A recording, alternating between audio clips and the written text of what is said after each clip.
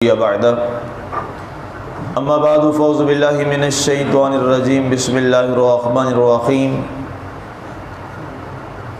ان الذین یغضون اصواتهم عند رسول اللہ اولئک الذین امتحن اللہ قلوبهم للتقوى لهم مغفرۃ واجر عظیم۔ بے شک وہ لوگ جو اپنی آوازوں کو رسول اللہ صلی اللہ علیہ وسلم کے سامنے پست رکھتے ہیں، وہی لوگ ہیں جن کے دلوں کو اللہ نے تقوی کے لیے چن لیا ہے، ان کے لیے بخشش اور اجر عظیم ہے۔ آج ہماری سورہ الحجرات کی آیہ مبارکہ نمبر 3 کی تلاوت و ترجمہ کا شرف نصیب ہوا۔ سامعین، کل کے ہمارے درس مبارک میں آداب بارگاہ مصطفیٰ صلی اللہ علیہ وآلہ وسلم کے حوالے سے ہماری گفتگو چل رہی تھی۔ آج یہ تیسری آیہ مبارکہ اور تیسرا ہمارا درس مبارک یہ بھی آداب بارگاہ مصطفیٰ صلی اللہ علیہ وآلہ وسلم کے حوالے سے ہے کہ جب بارگاہ مصطفیٰ میں جایا جائے اور حاضر ہوا جائے تو وہاں پر آواز کس انداز کی ہو، اور جو آواز اپنی پست رکھتے ہیں تو اللہ تعالیٰ نے انہیں کیا مقام عطا فرمایا۔ اس آیہ مبارکہ کا شان نزول کے حوالے سے امام بخاری نے اپنی صحیح بخاری میں ایک حدیث نقل کی ہے جس کے راوی حضرت سیدنا انس بن مالک رضی اللہ تعالی عنہ ہیں۔ آپ فرماتے ہیں کہ آپ نے حضرت ثابت بن قیس رضی اللہ تعالیٰ ایک صحابی رسول ہیں، ان کو آپ نے اپنی محفل میں موجود نہ پایا تو آپ نے ان کے بارے میں استفسار کیا کہ وہ کہاں ہے۔ تو آپ فرماتے ہیں کہ ہم میں ایک شخص تھا، اس نے کہا یا رسول اللہ صلی اللہ علیہ وآلہ وسلم میں انہیں ڈھونڈ کر لاتا ہوں۔ وہ ان کے گھر میں گئے تو وہاں پر حضرت ثابت بن قیس رضی اللہ تعالیٰ عنہ کو موجود پایا، اپنا سر جھکائے ہوئے اور پریشانی کے عالم میں بیٹھے ہیں۔ تو انہوں نے پوچھا کہ اے ثابت، کیا وجہ ہے کہ تم پریشان یہاں بیٹھے ہو؟ اس نے کہا تمہیں معلوم نہیں ہے کہ قرآن مبارکہ میں یہ آیہ مبارکہ نازل ہوئی ہے کہ وہ لوگ جو اپنی آوازوں کو اللہ کے سامنے، اللہ کے رسول کے سامنے پست رکھتے ہیں تو اللہ تعالیٰ نے انہیں دل کا تقوی دیا ہے، اور میں حضور کی بارگاہ میں تم دیکھتے ہو کہ آواز میں تھوڑا سا بلند ہوں، میری آواز بلند ہو جاتی ہے بارگاہ مصطفیٰ میں، عادتاً ایسا ہے میری آواز میں، تو میں تو اہل دوزخ میں سے ہو گیا۔ جب یہ بات انہوں نے سنی تو وہ واپس بارگاہ مصطفیٰ صلی اللہ علیہ وسلم میں آئے اور کہا یا رسول اللہ صلی اللہ علیہ وسلم، ثابت بن قیس اپنے گھر میں ہے اور اس نے یہ جملہ بولا ہے کہ آواز بلند کی وجہ سے میں تو دوزخ والوں میں سے ہو گیا۔ سرکار نے فرمایا جاؤ اسے بلا کے لاؤ، کیونکہ اس نے میری بے ادبی کی نیت سے ایسی آواز بلند نہیں کی، وہ تو عادتاً ہی ایسا بولتا ہے، اسے جا کے کہو کہ تم اہل دوزخ میں سے نہیں ہو بلکہ اللہ تعالیٰ نے تمہیں اہل جنت سے بنا دیا۔ یہ ایک روایت ہے جسے امام بخاری نے نقل کیا اپنی صحیح بخاری میں۔ اب یہ ایک روایت ایک اور صحابی کے حوالے سے، اس کو امام مسلم بن حجاج قشیری نے اپنی صحیح مسلم میں نقل فرمایا، اور وہاں پہ راوی حضرت انس نہیں ہیں، وہاں پہ راوی حضرت سعد رضی اللہ تعالیٰ عنہ۔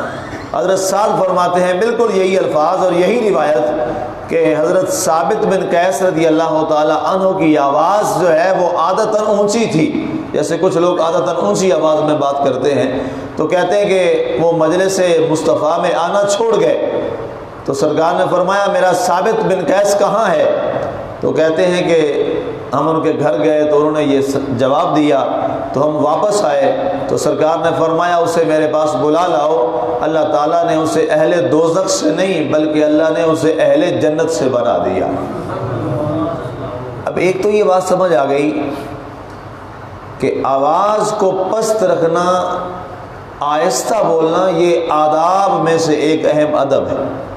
یہ ادب ہے اور اسی بنیاد پر جب یہ آیت مبارکہ نازل ہوئی، میں نے کل کے درس میں عرض کیا تھا کہ سیدنا فاروق اعظم رضی اللہ تعالیٰ عنہ نے اپنی اتنی آواز کم کر لی تھی کہ حضور صلی اللہ علیہ وسلم کو بار بار پوچھنا پڑتا تھا، استفسار کرنا پڑتا تھا کہ عمر تم کیا کہہ رہے ہو، تم کیا گفتگو کر رہے ہو؟ تو لوگوں نے یہ عمر سے عرض کیا کہ اے عمر، تمہاری آواز تو بڑی واضح ہوتی تھی اور اب تم اتنا آہستہ بولتے ہو کہ تمہاری بات کی سمجھ بھی نہیں آتی، تو سرکار کو دوبارہ پوچھنا پڑتا ہے۔ انہوں نے کہا جب سے یہ سورہ حجرات کی آیت آئی ہے اس کے بعد اب اتنا ڈر پیدا ہو گیا ہے کہ کہیں ایک اونچی آواز کی وجہ سے عمر کے سارے عمل ہی ضائع نہ ہو جائیں۔ علامہ اقبال رحمۃ اللہ علیہ تعالیٰ فرماتے ہیں ادب گاہیست زیر آسماں از عرش نازک تر، نفس گم کردہ می آید جنید و بایزید جا۔ اقبال رحمۃ اللہ علیہ فرماتے ہیں کہ آسماں کے نیچے، زیر آسماں، آسماں کے نیچے، از عرش نازک تر، اللہ کے عرش سے بھی زیادہ نازک، ایک نازک، زیادہ نازک اور حساس ایک بارگاہ ہے جس بارگاہ کا نام بارگاہ مصطفیٰ ہے۔ نفس گم کردہ می آید، نفس کہتے ہیں سانس کو فارسی زبان میں، نفس گم کردہ می آید جنید و با یزید جا، کہتے ہیں یہاں پر جنید بغدادی اور با یزید بستامی جیسے لوگوں نے اپنی سانسوں کو آہستہ کر لیا اور روک لیا کہ کہیں ہمارے سانس کی آواز بھی بے ادبی مصطفیٰ میں نہ آ جائے۔ اتنا آداب ہیں بارگاہ مصطفیٰ صلی اللہ علیہ وآلہ وسلم۔ جب نبی کے دربار کے یہ آداب ہیں تو رب کے دربار کے آداب کیا ہو، رب کے گھر کے آداب کیا ہو۔ رات میں نے عرض کیا تھا نا کہ مسجد کے آداب کتنے بڑے ہیں، وہ تو حضور کا دربار ہے تو وہاں پر یہ حالات ہیں، تو یہ مسجد تو رب کا گھر ہے، اس کے آداب کتنے، رب کے گھر کے آداب۔ ظاہر ہے رب تو رب ہے، اللہ تو اللہ ہے، وہ تو سب کا خالق اور مالک ہے اور سب سے برتر ہے۔ وہ ہمارے محمد عربی، ہمارے رسول معظم، رسول محتشم صلی اللہ علیہ وآلہ وسلم کا بھی رب ہے، اس کے آداب کیا ہو۔ تو فرمایا بے شک وہ لوگ جو اپنی آوازوں کو رسول اللہ کی بارگاہ میں نیچا رکھتے ہیں، اولئک الذین، یہی وہ لوگ ہیں امتحن اللہ قلوبہم للتقوی، اللہ نے ان کے دلوں کو تقوی کے لیے چن لیا ہے، ان کے دل جو ہیں وہ متقی اور پرہیزگار بن گئے۔ اچھا وہ پرہیزگار کیسے بن گئے؟ سورہ حج میں اس کی تفصیل آپ پیچھے سن آئے ہیں بہت پہلے۔ اللہ تعالیٰ قرآن میں فرماتا ہے وَمَن يُعَظِّمْ شَعَائِرَ اللَّهِ فَإِنَّهَا مِن تَقْوَى الْقُلُوبِ، جو اللہ کی نشانیوں کی تعظیم کرتا ہے اللہ تعالیٰ اسے دل کا تقوی عطا فرماتا ہے۔ اب یہ آیت مبارکہ جو نازل ہوئی نا، یہ سورہ حج میں، چونکہ سورہ حج میں ہے تو حج کے حوالہ سے ہے۔ حج کے دوران اللہ کی نشانیاں کیا ہے؟